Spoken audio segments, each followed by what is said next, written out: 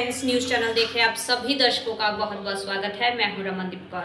इस वक्त की बड़ी खबर आ रही है प्रयागराज से। क्या है पूरा मामला, देखने के लिए बने रहिए हमारे साथ। धर्मांतरण को लेकर अक्सर नाराजगी देखने को मिलती है, खास करके ईसाई मिशनरियों के द्वारा जो धर्मांतरण कराया जाता है उसको लेकर हिंदू विचारधारा वाले लोग खुद भारतीय जनता पार्टी में विरोध रहता है और नाराजगी गाहे बिगाहे देखने को मिल जाती है। एक मामले में फतेहपुर पुलिस ने एग्रीकल्चर यूनिवर्सिटी के वाइस चांसलर सहित 3 लोग को नोटिस जारी कर पूछताछ के लिए बुलाया गया था, जिसके बाद वाइस चांसलर के भाई विनोद बी लाल फतेहपुर पहुंचे थे और अपना बयान दर्ज कराने।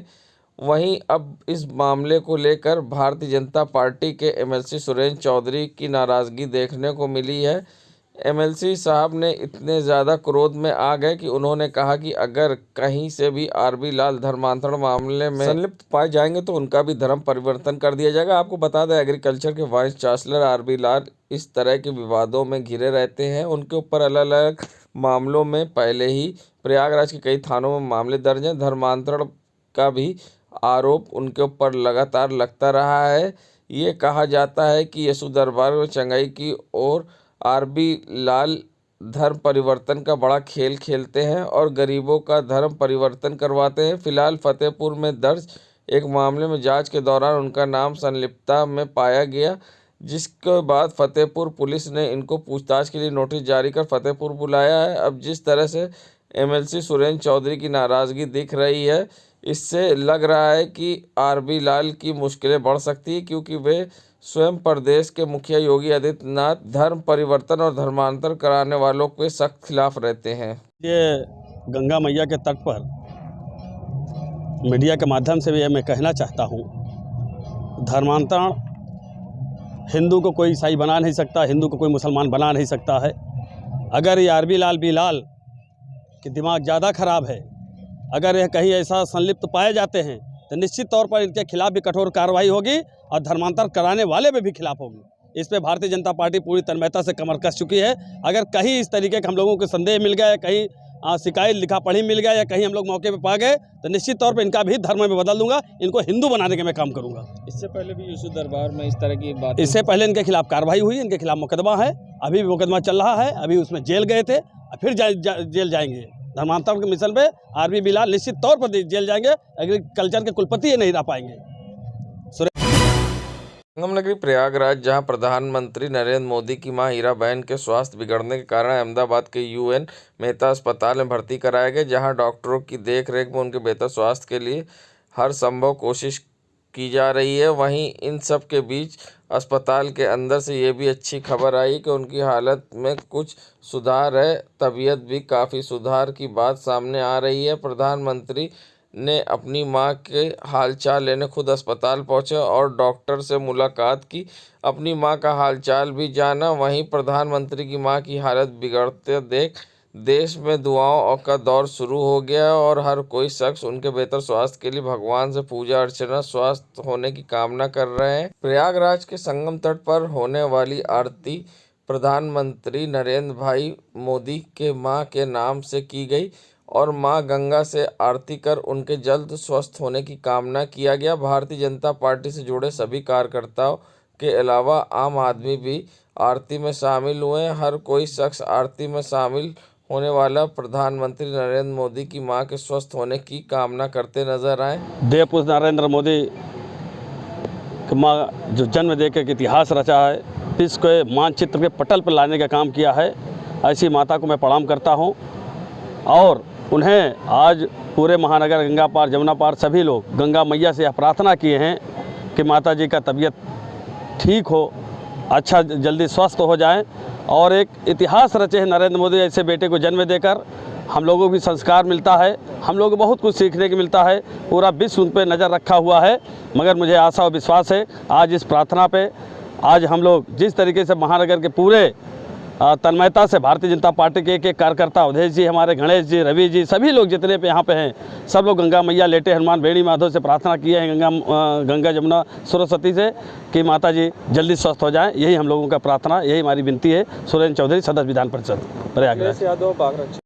देश के लोकप्रिय प्रधानमंत्री आदरणीय नरेंद्र मोदी जी की माता श्री पूजनीय हीराबेन जी की स्वास्थ्य खराब होने के कारण अस्पताल में भर्ती थी। माँ गंगा की पूजा अर्चना आज हम सभी भारतीय जनता पार्टी के कार्यकर्ताओं ने किया। उनसे प्रार्थना किया कि वह माता जिन्होंने अपनी कोख से एक ऐसे वीर को जन्म दिया, जिन्होंने भारत की गरीबों, शोषितों, पीड़ितों, उपेक्षितों के जीवन में गुणात्मक परिवर्तन लाने का काम किया है, माँ भारती को सशक्त बनाने का काम किया है, पूरी दुनिया के अंदर माँ भारती के यश को बढ़ाने का काम किया है, उनकी माता जी की तबीयत शीघ्र ठीक हो। इस निमित्त आज हम सभी भारतीय जनता पार्टी के कार्यकर्ताओं ने माँ गंगा से उनकी आरती करके उनका दुग्धाभिषेक करके माँ गंगा यमुना सरस्वती से प्रार्थना की उन्हें शीघ्र स्वस्थ और दीर्घायु बनाने की कृपा करें। गणेश केसरवानी, जिला अध्यक्ष भारतीय जनता पार्टी, प्रयागराज महानगर। अक्षय की भूमि से आज देश के यशस्वी प्रधानमंत्री माँ हीराबेन पटेल जी की अस्वस्थता सुन करके आज प्रयाग महानगर भारतीय जनता पार्टी के द्वारा उनके स्वस्थ की कामना करते हुए हम सब लोगों ने माँ गंगा की आरती की, पूजन किया। शीघ्र वह स्वस्थ हो जाएं। इस कार्यक्रम में हमारे जिला के मुखिया गणेश केसरवानी जी और सुरेंद्र चौधरी जी मसी सभी पदाधिकारी मिलकर के मनोकामना किया है भगवान से शीघ्र स्वस्थ हैं। अवधेश गुप्ता, भारतीय जनता पार्टी, क्षेत्रीय उपाध्यक्ष, प्रयागराज महानगर। संगम नगरी प्रयागराज, जहां की आरक्षण को लेकर इलाहाबाद हाईकोर्ट के फैसले के बाद अब किन्नरों में भी निराशा दिखाई दी। ऐसे में किन्नर अखाड़े की महामंडलेश्वर कौशल्यानंद गिरी ने इस पूरे मामले पे क्या कुछ कहा, आइए सुनाते हैं। मेरा यही कहना है कि जब 2014 में नालसा जजमेंट आया सुप्रीम कोर्ट का और फिर उसमें हम लोग को ओबीसी में डाला गया और 2019 में लोकसभा और राज्यसभा से भी ये बात उठी और हम लोग को ओबीसी की कैटेगरी में रखा गया। और ओबीसी में जब अभी हमारे लखनऊ की प्रिया रघुवंशी ने एक हाईकोर्ट में याचिका उन्होंने डाला था, तो उसमें हाईकोर्ट के जजमेंट आया कि किन्नरों को खारिज किया गया। तो हम यही कहना चाहते, जब हम लोग को ओबीसी में डाला गया तो ओबीसी में 27% है सीट आरक्षित किया गया है, तो 27% में ये ट्रांसजेंडर व्यक्तियों के लिए कितना सीट आरक्षित किया गया है। तो मेरा ये भी क्वेश्चन है कि कम से कम किन्नर भी समाज के एक अभिन्न अंग है, तो किन्नरों के लिए भी सीट आरक्षित करना चाहिए। जो सुप्रीम कोर्ट का जो जजमेंट, जो हाईकोर्ट का जो जजमेंट आया, तो उससे हम लोग निराशाजनक है और हम लोग चाहते हैं कि राजनीति में हम लोग का भी आरक्षण मिले और हम लोग भी लोकसभा, राज्यसभा, विधानसभा में अपना आवाज उठा पाए, अपना आवाज रख पाए, ये हमारे हैं। और मैं हमारे जो योगी जी का, माननीय मुख्यमंत्री योगी जी का जो टिप्पणी आया है, उन्होंने कमेंट किया है कि जब तक ओबीसी का जो सीट आरक्षित नहीं होगा पिछड़ा वर्ग का,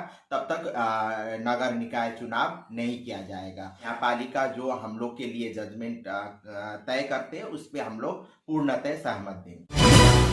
संगम नगरी प्रयागराज में जहां वज्रपात सुरक्षा एवं जन जागरूकता कार्यक्रम का उद्घाटन लेफ्टिनेंट जनरल उपाध्यक्ष उत्तर प्रदेश आपदा प्रबंधन प्राधिकरण ने किया। 3 जिलों के 4000 अधिकारियों को प्रशिक्षण एवं वज्रपात से सबसे ज्यादा प्रभावित सोनभद्र जिले के 637 गाँव के बारे में जागरूकता का लक्ष्य रखा गया था। मुख्यमंत्री योगी आदित्यनाथ के निर्देश पर इस कार्यक्रम का आयोजन किया गया, जिससे आकाशीय बिजली और जन आपदा होने वाले में लोगों को किस तरह से जागरूक किया जाए और उनको बताया जाए कि आपदा के दौरान किस तरह से बचाव किया जाए। अधिकारियों को प्रशिक्षण दिया गया। मैं जो आपने सवाल किया है उसका जवाब मैं ये देना चाहूँगा कि माननीय मुख्यमंत्री जी द्वारा इस बारे में काफ़ी चिंता जताई गई थी कि लाइटनिंग से हमारे प्रदेश के अंदर काफ़ी मृत्यु होती हैं और जब हमने उसका एनालिसिस किया तो 3 जिले पूरे प्रदेश के अंदर सबसे ज़्यादा होते हैं। सबसे ज़्यादा सोनभद्र, मिर्ज़ापुर और प्रयागराज, और ये इसी कमिश्नरी के अंदर हैं। तो हमने इसीलिए प्रयागराज को चुना, और क्योंकि एक सेंट्रल पॉइंट था जहाँ पे बाकी दोनों जिलों के ऑफिसर्स आ सकते थे, अधिकारीगण आ सकते थे, और माननीय मुख्यमंत्री द्वारा ये बताया गया कि ऐसा जागरूकता कार्यक्रम चलाया जाए जिससे लास्ट माइल कनेक्टिविटी, जो आदमी, जो इंसान, जो मजदूर, जो किसान खेत के अंदर काम कर रहा है, बाहर काम करता है, जब मौसम ख़राब होता है तो उसको क्या किया जाए, क्या ना करे, क्या करे वो, कि उसकी जान सुरक्षित रहे। क्योंकि तो इसी तरीके से हमने अभी जिला स्तर के ऊपर आज का 1 दिवसीय कार्यक्रम चलाएगा। हर जिले के अंदर 2 कार्यक्रम चलेंगे, जहाँ पे एक दिन आधे ऑफिसर्स ट्रेन किए जाएंगे और नेक्स्ट डे जो बचे हुए ऑफिसर्स होंगे जो उनको ट्रेन किया जाएगा।